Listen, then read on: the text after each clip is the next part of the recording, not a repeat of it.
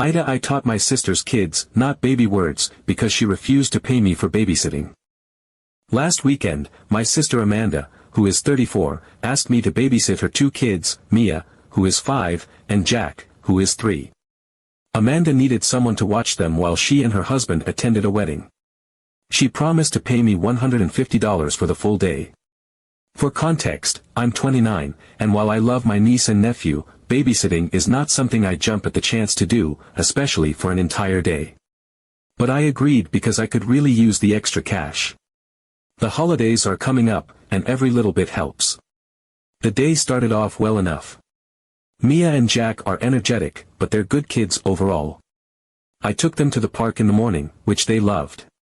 Mia spent most of her time on the swings, while Jack ran around chasing birds and laughing his little head off. Afterward, we went back to my place, where I made them sandwiches for lunch and set up an arts and crafts activity to keep them entertained. It was a long day, but I kept things under control, even when Jack had a mini meltdown because his glitter glue wasn't working the way he wanted it to. By the time Amanda and her husband returned that evening, I was exhausted but proud of myself for keeping the kids happy and occupied all day. When Amanda walked in, she looked at the kids, thanked me briefly, and handed me a $20 bill. At first, I thought it was a joke. I even laughed a little, waiting for her to pull out the rest of the money. But she just smiled and said, "This is what I can give you for today. I hope you understand." I stood there in stunned silence, trying to process what she had just said. $20. After she had promised me $150. I finally managed to say, "Amanda, this isn't even close to what you promised." We agreed on $150. Amanda sighed and gave me this patronizing look. "Michelle, you're family. Family helps each other out without expecting a paycheck. I thought you'd understand that." At that point, I was livid. Babysitting 2 small children for an entire day is no small task, and I had gone above and beyond to make sure Mia and Jack had a great time. But I didn't want to argue in front of the kids, so I just took the $20, forced a tight smile, and left. The entire drive home, I kept replaying the conversation in my head, getting angrier by the minute. I felt disrespected and taken advantage of. Amanda had promised me a specific amount and then had the audacity to guilt-trip me into accepting less because we're family. That night, as I stewed over the situation, I decided that if Amanda was going to treat me like this, I was going to teach her a lesson. So when she called me a couple of weeks later to ask if I could babysit again, I said yes. I didn't even hesitate. But this time, I had a plan. The day of babysitting started off normally. I took Mia and Jack to the park again, and we played games together. They were their usual cheerful selves, completely unaware of what I had in store. After we got home, I decided it was time to get a little creative. During lunch, I casually introduced them to some grown-up words. I didn't make a big deal out of it or frame it as something bad. Instead, I used the words in casual conversation, like I was teaching them new vocabulary. Kids are sponges, and they picked up on it quickly. Mia, being the older and more curious of the two, asked a lot of questions, and I answered them honestly, as though this was the most normal thing in the world. Jack, on the other hand, just repeated whatever I said with glee. As the day went on, I made sure to sprinkle these words into our conversations, ensuring they understood how to use them properly. By the time Amanda came to pick them up, the kids were excited to share everything they had learned. The moment Amanda walked through the door, Mia ran up to her and shouted, "Mommy, Aunt Michelle taught us some funny new words today." Before Amanda could even respond, Jack chimed in with one of the words at full volume. I won't repeat it here, but let's just say it was something you'd never expect to hear from a 3-year-old's mouth. Amanda's face went pale, and for a moment, she looked like she didn't know whether to laugh, cry, or scream. She quickly recovered and shot me a glare that could have melted steel. "We'll talk later," she said through gritted teeth, scooping up the kids and ushering them out the door as quickly as possible. So, was I wrong? Did I take things too far? Or was this exactly the wake-up call Amanda needed? Update 1. The next morning, I woke up to the relentless sound of my phone vibrating against the nightstand.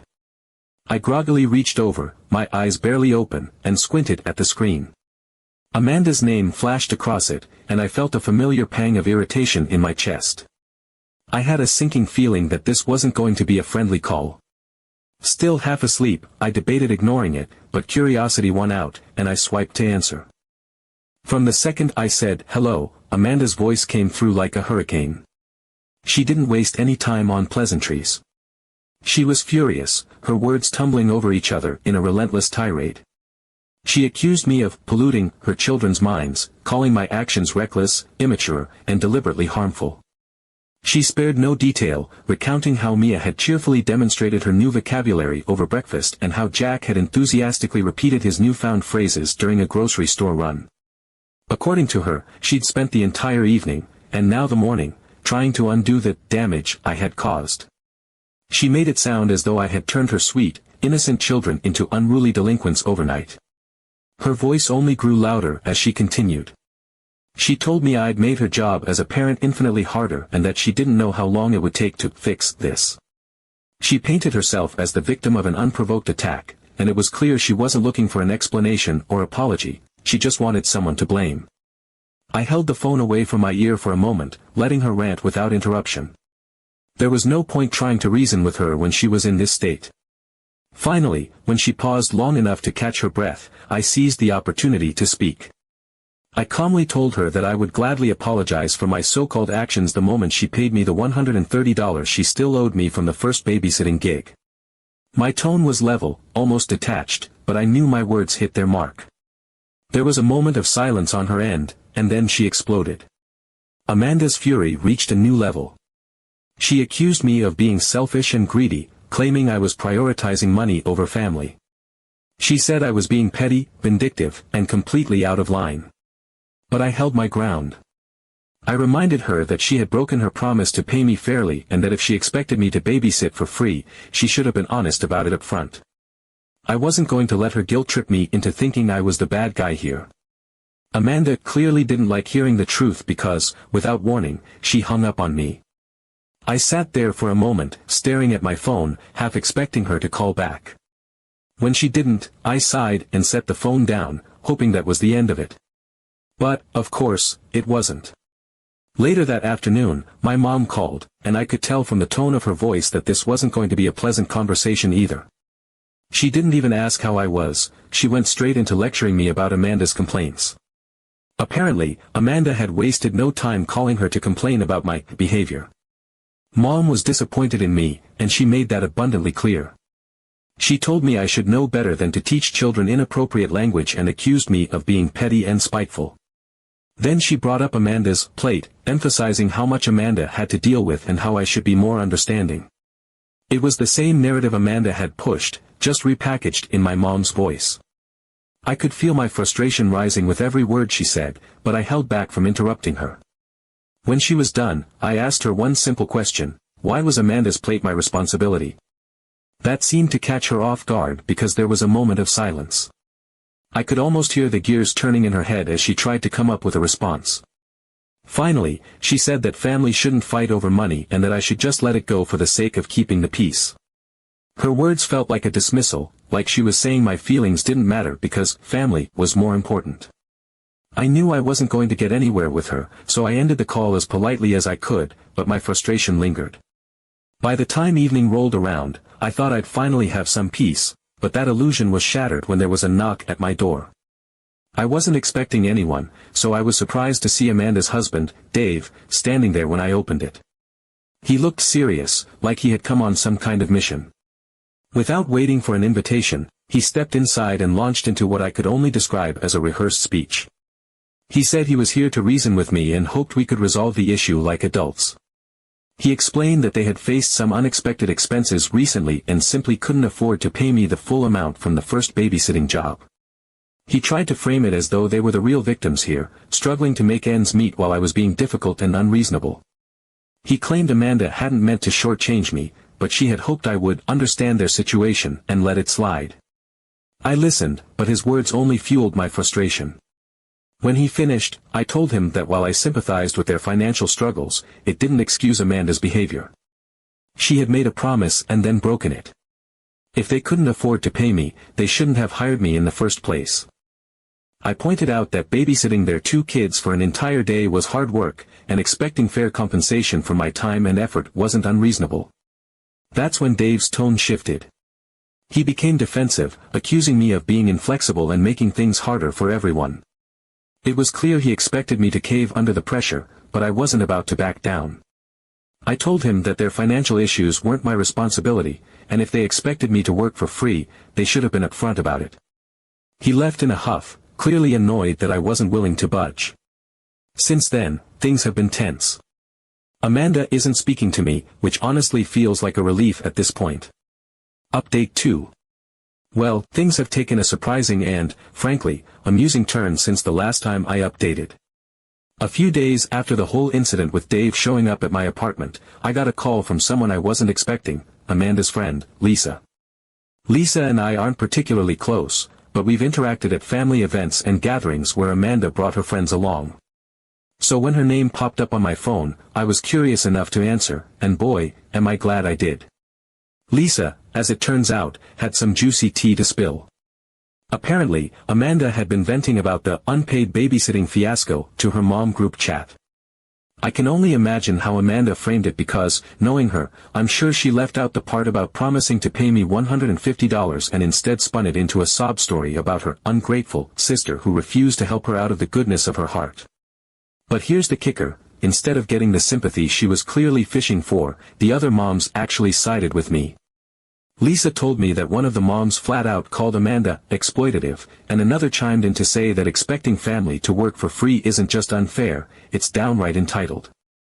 Naturally, this didn't sit well with Amanda. She apparently blew up in the group chat, accusing Lisa of meddling and the other moms of not understanding how family dynamics work. Lisa, bless her, had the backbone to tell Amanda that it doesn't matter if I'm her sister, if she promised to pay me for a job, she should have followed through.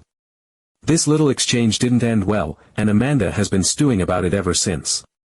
She's now furious with Lisa for betraying her and has likely been complaining to anyone who'll listen. I couldn't help but laugh when Lisa relayed all of this. It's one thing for Amanda to argue with me about fairness, but when her own peers call her out. Chef's kiss. But wait, it gets better. A few days after Lisa's call, I got another update, though this one was indirectly from Amanda. Apparently, Mia and Jack have been enthusiastically showing off their new vocabulary at daycare. From what I heard through the grapevine, aka my mom, who couldn't resist calling me to tisk-tisk about the mess I'd created, it started with Mia casually dropping one of her not baby words during snack time. The other kids, naturally, were curious and started asking what it meant. When the daycare staff overheard, they were horrified and immediately pulled Mia aside. If that wasn't bad enough, Jack, being the energetic little parrot that he is, chimed in with another inappropriate gem during story time the very next day. By this point, the daycare staff couldn't ignore it. Amanda was called in for a meeting about her children's language, and according to my mom, the staff wasn't exactly subtle about their disapproval. They stressed the importance of fostering a respectful and age-appropriate environment, which is daycare code for, your kids are teaching the other kids things they shouldn't know. To make matters even more entertaining, the daycare incident quickly became the talk of the parent community. You know how these things go, one mom mentions it to another, and before you know it, everyone's whispering about how Amanda's kids are that family. It didn't take long for Amanda's embarrassment to reach a boiling point.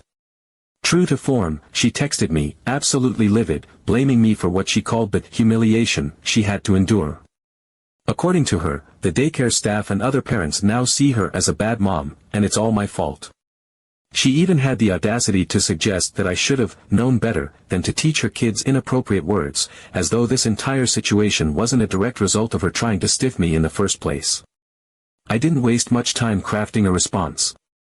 I simply reminded her, in no uncertain terms, that none of this would have happened if she just paid me what she owed in the first place. Predictably, she didn't take that well. She accused me of being cold-hearted and vindictive, and then proceeded to lecture me on how my actions have consequences. Oh, the irony. What Amanda doesn't seem to grasp is that I didn't set out to ruin her reputation or make her life harder. I simply decided that if she wasn't going to value my time and effort, I wasn't going to go out of my way to ensure her kids had a squeaky clean experience. The fallout from that decision? That's on her. If she had just handed me the agreed-upon $150 at the end of the first babysitting job, this entire chain of events wouldn't exist. But no, she decided to treat me like a doormat, and now she's dealing with the consequences. Update 3. Here's where the story takes an unexpected turn. Last night, while I was minding my own business and trying to relax, there was a knock at my door. Given everything that's happened recently, my immediate thought was, oh great, what now? I wasn't expecting anyone, so I peeked through the peephole and, to my surprise, saw Amanda standing there. She looked annoyed, but not in her usual performative way. This was different. She looked like she'd been simmering in frustration all day and had finally hit her breaking point. I opened the door, and before I could say a word, Amanda thrust an envelope into my hand. Her expression was a mix of anger and resignation, and she practically spat out, "Here. Now stop messing with my kids." I opened the envelope and saw $130 in cash, the exact amount she still owed me from the first babysitting gig. For a moment, I just stared at the money, almost in disbelief that she was finally doing what she should have done weeks ago. I looked up at her and calmly said, "This could have been avoided if you just kept your word in the first place." Amanda's face twisted into a scowl, but she didn't respond. She turned on her heel and walked away without another word, leaving me standing in my doorway, holding the money that had caused so much unnecessary drama. I couldn't help but feel a mix of vindication and amusement. She had finally caved, not because she wanted to make things right, but because she was desperate to regain control of a situation that had spiraled far beyond her expectations. But the real kicker came the next day. I was lounging on my couch when my phone buzzed with a call. I glanced at the screen and saw Mia's name. Amanda had given her a kid-friendly smartwatch with a calling feature, and Mia occasionally used it to call me when she wanted to tell me about her day or ask random questions. I answered, expecting her usual cheerful chatter, but what came out of her mouth had me laughing so hard I nearly dropped my phone. Mia, in her sweet, innocent voice, said, "Aunt Michelle, Mommy said you're annoying, but I think she's being hypocritical." I was speechless for a moment before I burst out laughing. The sheer audacity of this 5-year-old calling her mom out with a word I'd apparently introduced her to was too much.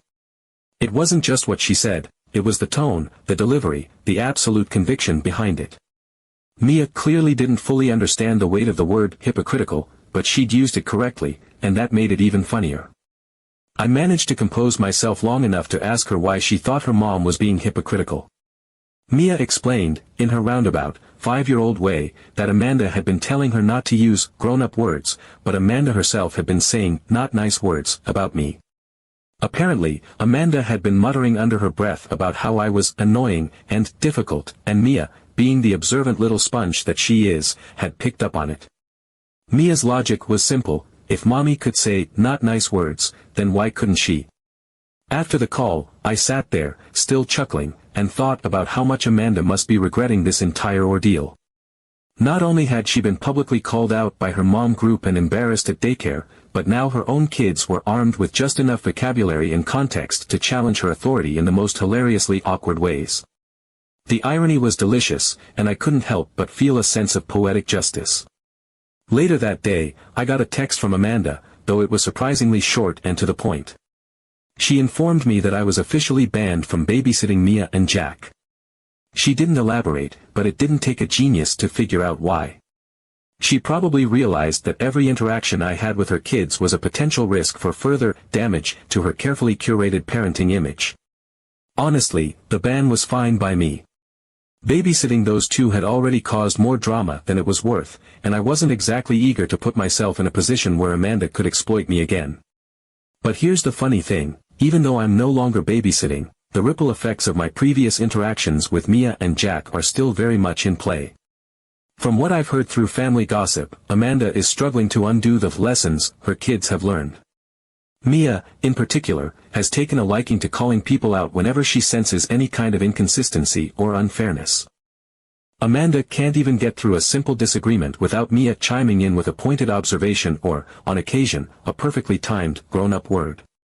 Jack, meanwhile, has become the unfiltered echo, repeating whatever he hears, whether it's from me, Mia, or Amanda herself. The daycare situation hasn't improved much either. Amanda had to send an email apologizing to the other parents after Mia dropped yet another inappropriate word during circle time. Apparently, the other kids thought it was hilarious, and now there's a small subset of toddlers who've started experimenting with their vocabulary at home. Amanda has been mortified, but she hasn't dared to mention it to me again after our last exchange. The way I see it, this whole situation could have been avoided if Amanda had simply honored her original agreement. Instead, she tried to guilt-trip me, shortchange me, and paint me as the bad guy when I stood up for myself. And now, she's reaping the consequences of her actions in the form of two adorably precocious kids who know just enough to make her life a little more complicated. At the end of the day, I don't regret how things played out. Sure, it's caused some tension within the family, and Amanda probably won't be inviting me over for dinner anytime soon, but I've made peace with that. The lesson here is clear: don't mess with your babysitter, especially if your babysitter is your sibling and knows how to get even in the most creative ways possible.